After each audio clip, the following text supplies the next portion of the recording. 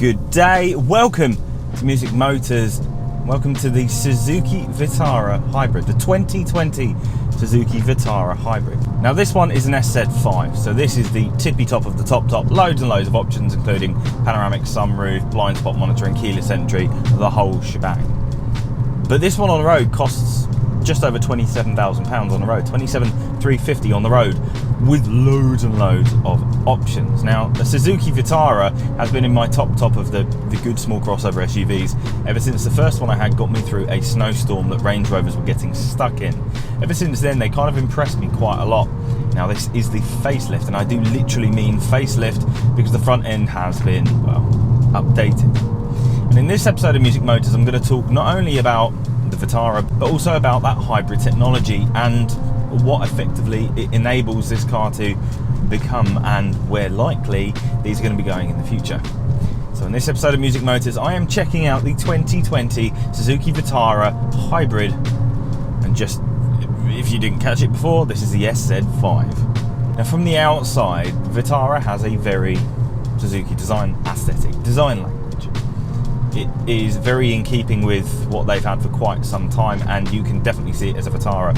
Now, comparing it to the previous generation or the pre-facelift version, there aren't huge changes. The biggest change is that front facelift. The front has had a bit of a design quirk, a bit of a design update, and it is now quite a handsome looking thing at the front. Side profile is still that same kind of, it's a design aesthetic that looks like maybe it was supposed to be a saloon, but then they went, hey, there's a hatch on the back, a bit like the Kia Niro.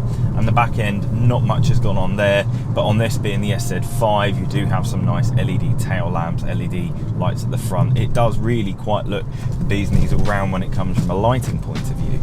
This one's finished in ice greyish blue, which is an option, I believe, like a £750 option with a black roof. Bit of a weird name, but that's kind of quirky and I quite like it. Instead of having something romantic like passion red, ice greyish blue. And you can kind of see it because depending on the light, the car either looks grey or it looks blue. And I do literally mean it looks either grey or blue.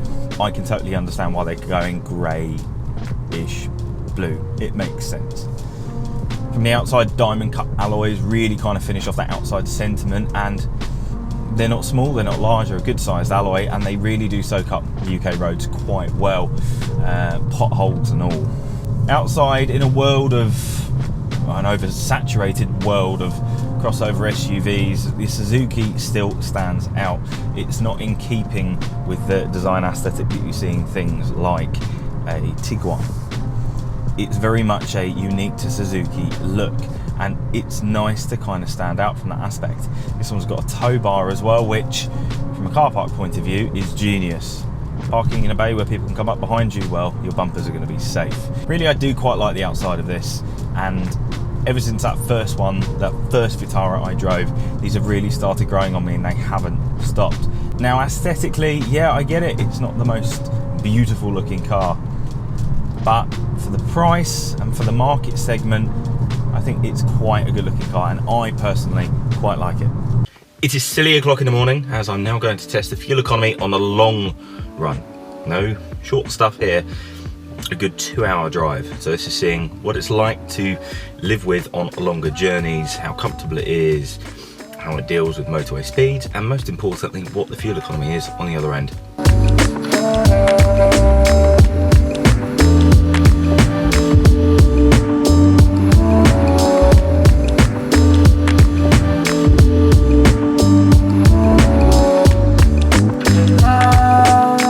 A very surprising 51 miles to the gallon later, I've arrived. I'm pretty comfortable. The sound system is very good. It's pretty gusty today, and this is dealt with side winds very, very well. Gearbox is lovely. Cruise control's a little annoying because it's adaptive, like radar cruise control, so it cuts off a little early, so I've been driving on the speed limiter. But I've been really, really impressed. Considering the cost, considering the engine's so small, the economy is unquestionable, and the luxury that you get inside is more than acceptable. As motorway driving goes, this passes the test very, very well. One thing that I've always felt like Suzuki did quite subtly was a good interior. Because yes, it's filled with plastic, like every car in the marketplace these days. but these are quite nice plastics. They're soft touch plastics, but Suzuki don't just go, well, here's a cheap interior. They go, look, we know it needs to be long lasting, but we equally appreciate the fact that it needs to be comfortable, but needs to be filled with technology. And by that I mean, this being an SZ5, everything's at your fingertips, your radar cruise, all the buttons down here. It's quite nice not to have blanking plates all over the place.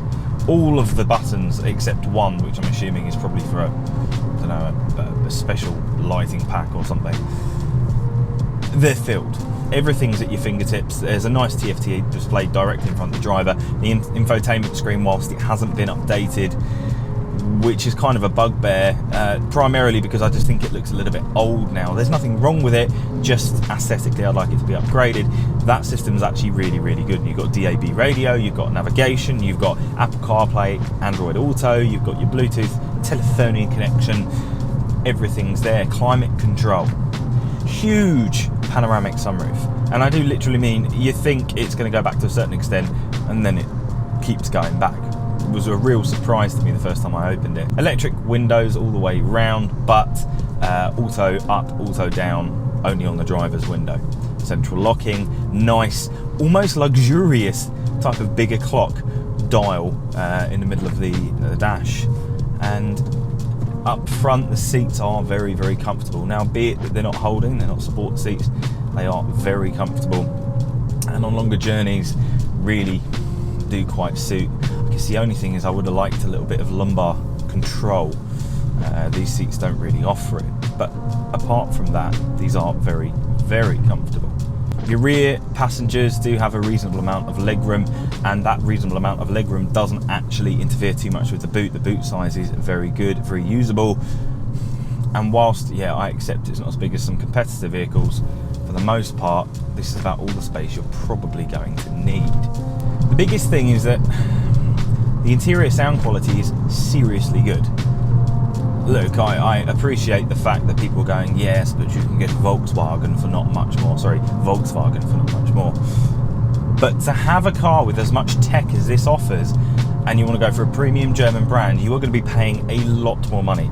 27,350 on the road for this car with a huge amount of tech from that driver's point of view, including a blind spot sensor, folding wing mirrors, heated wing mirrors, auto daylight sensor lights, daylight sensor lights, automatic windscreen wipers when it starts raining, and a huge host of things, including your LED headlights that are hugely bright. If you go up to a premium German brand and you say, hey, I want all those options, you're probably going to be spending, 8 to 10 grand in options at that point, including an interior which is as comfortable as this. Yeah, I get it, it's not filled with leather, but it is a really comfortable place to be. So from that summary point of view, I guess from the interior, it's really well built and it's quite surprising. Don't expect loads of luxury materials, but do expect to be comfortable at all times. Town fuel economy, not much to it, just going to be driving around town, but to simulate even more traffic, I'm going to drive through a Starbucks drive-through because it's about 8 o'clock in the morning and I need a coffee. So let's go with town economy.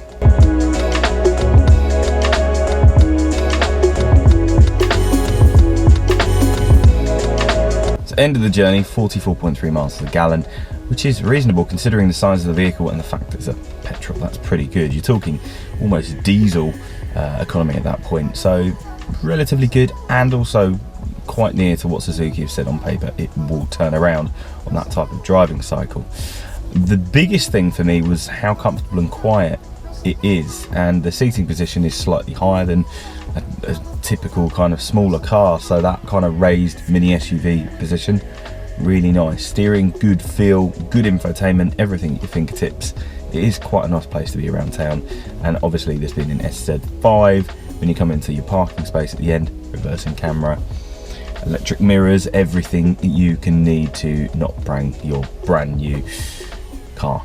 Performance wise, so this is powered by a 1.4 litre petrol engine, turbo petrol engine, which produces 129 PS, 235 newton meters of torque, gets itself to 62 in 10.1 and tops out at 118 miles an hour. Now, by any means, relatively good figures. Economy wise, they claim that you can get up to 51 and if you're really unlucky, as low as 39.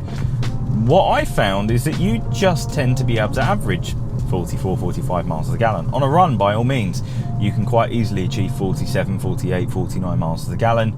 And around town, you will, unless you have a proper lead foot, you will never see 39 miles a gallon, but they've got to be realistic about it, I guess. Performance in the corners, well, it is a little lumbering, as you would expect. It's a crossover SUV, and it's not made to be sporty, it's just made to be a utility. And it does that exceptionally well. Whilst it does lumber in the corners, the steering control is quite direct, pretty accurate, quite comfortable, but not filling you with information. The throttle, pretty responsive, brakes, nice feel. Generally on back roads you can throw it around, but you are going to feel the weight of this more than you would do in a lot more expensive segment vehicle. But for the cost, pretty good. The biggest thing that got me was the fact that it felt a lot faster than it was. Pop it in sport mode, it doesn't feel like 129 PS. It feels more like 150. The way that this can get up and go is pretty impressive. On back roads, when you're, I say, threading it through the needles of gears, when you're giving it a bit of a go, it is quite enjoyable, and it does have a fair amount of poke. Around town especially, you're not going to notice the fact that this is a technically, underperforming crossover vehicle. This doesn't feel slow by any means. And being the hybrid, it does mean that around town, very little pressure is put on the engine. This isn't a traditional hybrid. It isn't that you're going along and it's going, hey, I've got enough charge now, off goes the engine, especially as a manual. But what it's doing is, I guess you could just say, it's just supporting the engine and saying, oh, look at this engine power that I've recouped and stored, I'm now going to use to lessen the pressure on the engine, therefore giving you better economy. That's what I get from this anyway. But that result is that pretty much no matter how you drive this, you get pretty good fuel economy. Over the last 467 miles in this car, I've averaged 44.5 miles a gallon, and I'd say only 1/3 of that was on the motorway.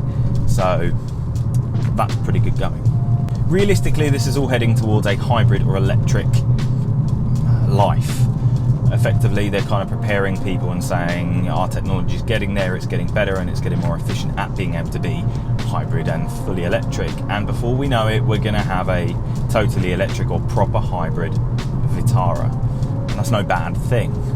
They're testing the water with this, and I dare say this is going to sell superbly well. Not only because it's a good car, not only because it performs well, but everyone likes to do their bit. This is the type of car that lets people know you are doing your bit.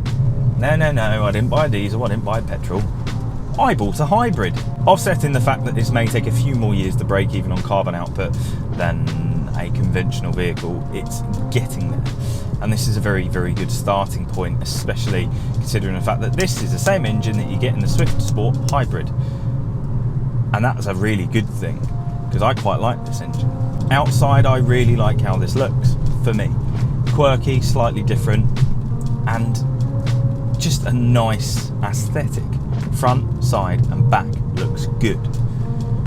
Inside is absolutely packed full with more technology than you could ever need, and it's all absolutely easy to use at your fingertips. And then the performance, it's reasonable. The driving characteristic, the driving response is good, and the economy is even better. The economy in this is to such an extent you barely see the fuel needle move, even though it's not actually a very big fuel tank. It's really surprising, very impressive. So for just over £27,000 on the road, 27,350, the 2020 Suzuki Vitara Hybrid is an impressive machine. Very impressive by all means. If you haven't considered driving one yet, jump into a dealership, give it a go, a socially distanced go, because I think you will be very surprised and probably quite pleased at the result.